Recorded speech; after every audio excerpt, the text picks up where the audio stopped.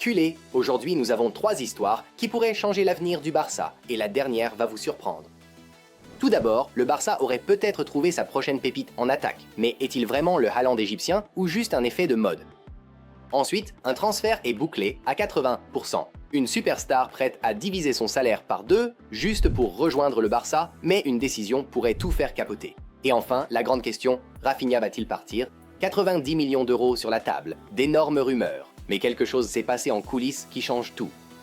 Culé, restez jusqu'à la fin, mettez un like et c'est parti. Numéro 11, Barcelone se qualifie pour la finale de la Ligue des Champions. Le Barça féminin l'a encore fait.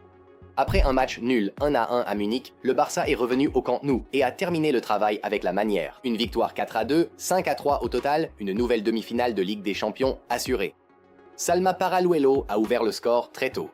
Le Bayern a rapidement répondu, mais ensuite tout a tourné autour d'Alexia Putellas. Une prestation de capitaine, un doublé, une maîtrise totale.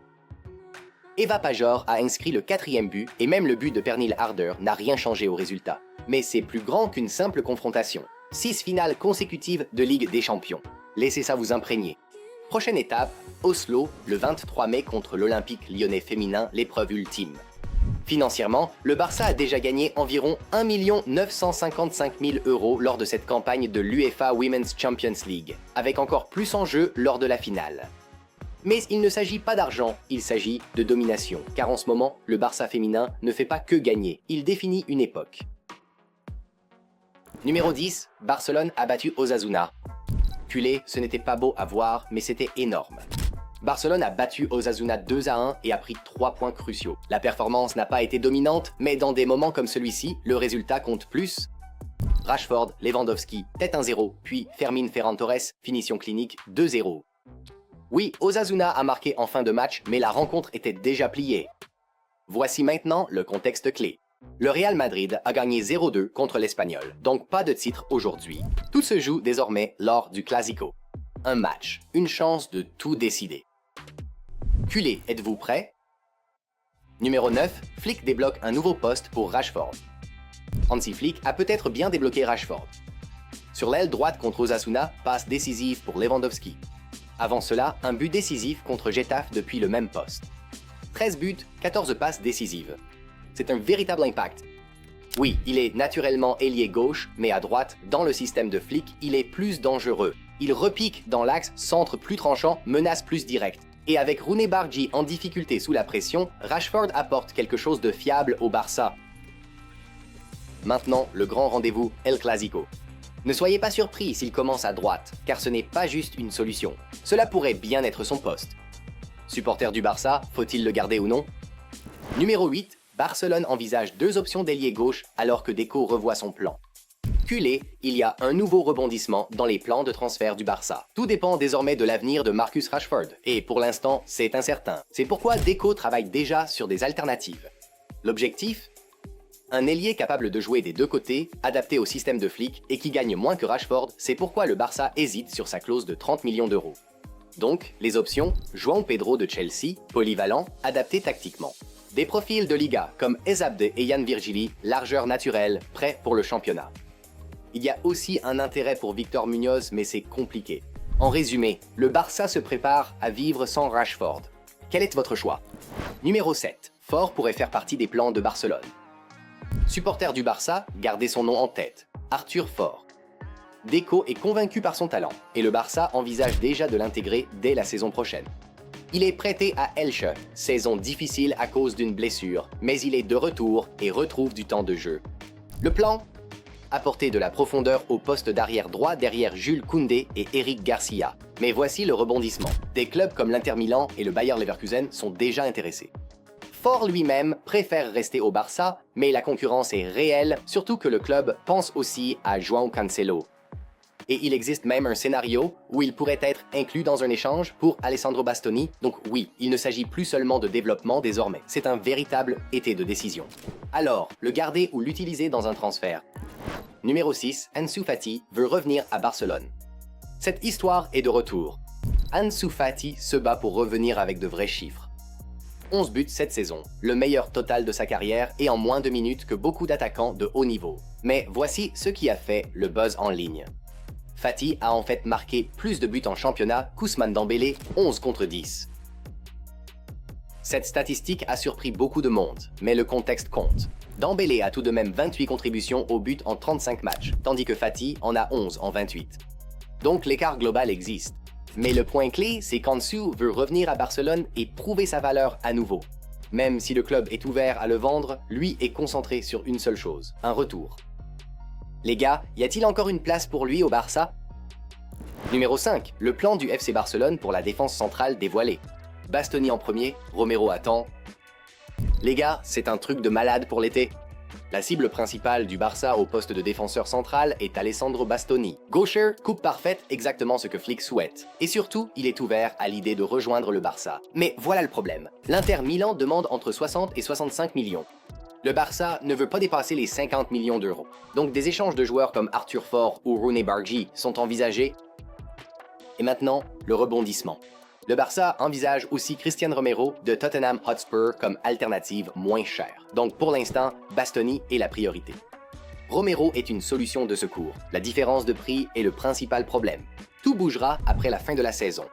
Les gars, Bastoni ou Romero? Qu'en pensez-vous? Numéro 4, l'Atlético bloque le transfert d'Alvarez, mais le Barça garde un espoir. Kühler, grosse mise à jour concernant Julián Alvarez, et ce n'est pas une bonne nouvelle. Julián Alvarez au Barça cet été, c'est très peu probable pour l'instant. L'Atlético Madrid veut une prolongation de contrat. Le joueur est satisfait et le prix dépasse les 100 millions d'euros. Mais il y a un aspect intéressant. L'agence Niagata, dirigée par Andy Barra et Juan Malabas, entretient des liens étroits à la fois avec le Barça et le clan Alvarez. Ils ont déjà facilité des transferts comme ceux d'Omo et Juan Garcia, donc la porte n'est pas complètement fermée, mais c'est très compliqué. Et souvenez-vous, Robert Lewandowski pourrait encore partir cet été, alors continuez de rêver ou passez au plan B. Numéro 3, le Barça va racheter le contrat du Hollandais égyptien. Il y a un nouveau nom à retenir, Hamza Abdelkarim. Le Barça est tellement impressionné qu'il prévoit déjà de rendre son transfert définitif, et honnêtement, il l'a mérité.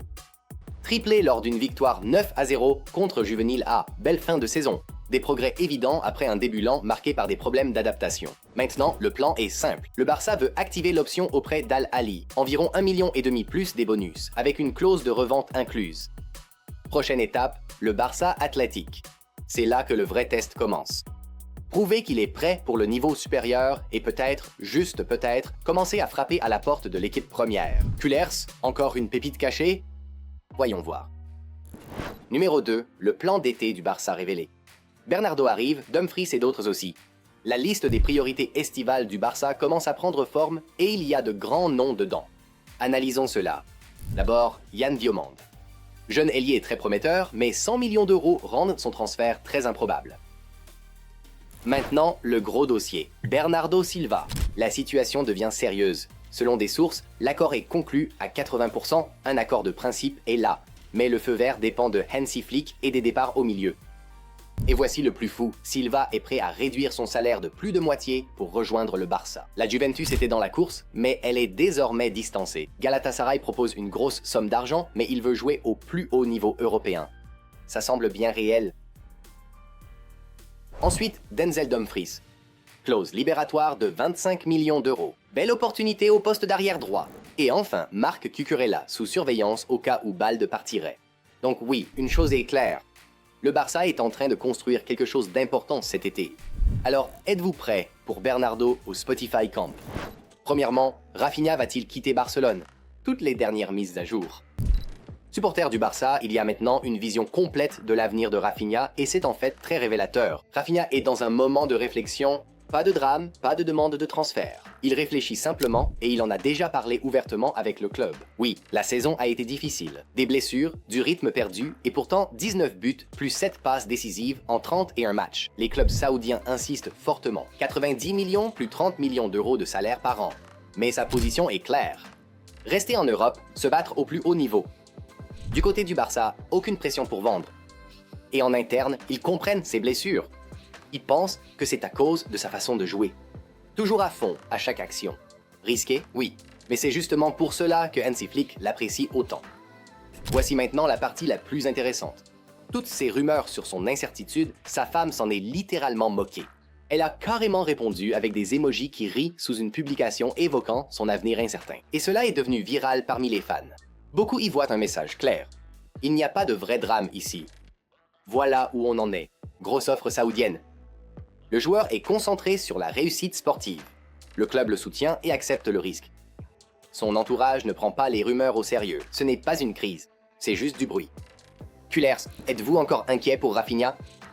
Les gars, si vous ne voulez rien manquer de l'actualité autour de Julian Alvarez, Alessandro Bastoni, Bernardo Silva et Rafinha, alors téléchargez simplement Football Extra. C'est l'application de football avec les notifications les plus rapides.